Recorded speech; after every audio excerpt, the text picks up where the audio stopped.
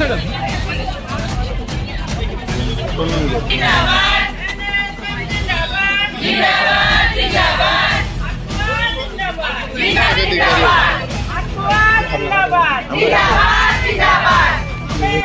চৰকাৰে আমাৰ NHMৰ কৰ্মচাৰীসকলৰ পৰা 4টা দাবী আছিল।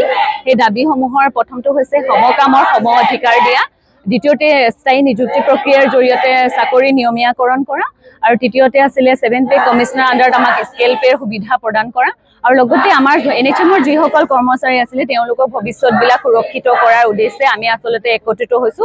সকলো তিনিচুকীয়া জিলাৰ 4টা চেণ্টাৰৰ আচলতে মানুহ আমি তিনিচুকীয়া চিভিল হস্পিটেলত আজি একত্ৰিত হৈছো।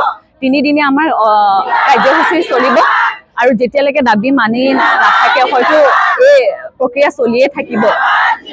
আৰু NHM যিসকল নতুনকৈ এটা নিযুক্তি প্ৰক্ৰিয়া লোৱাতকৈ আমি ভাবো যে NHMৰ এতিয়ালৈকে যিসকলে তেওঁলোকে সেৱা আগবঢ়াই আহিছে তেওঁলোক বহু অভিজ্ঞতাপূৰ্ণ ব্যক্তি, গতিকে তেওঁলোককে যাতে চৰকাৰে সুবিধাসমূহ দি আৰু স্বাস্থ্য বিভাগৰ কাম আৰু উচ্চ শিখৰলৈ লৈ যাওক, তাৰে আমাৰ ফালৰ পৰা তেওঁলোকলৈ অনুৰোধ থাকিব।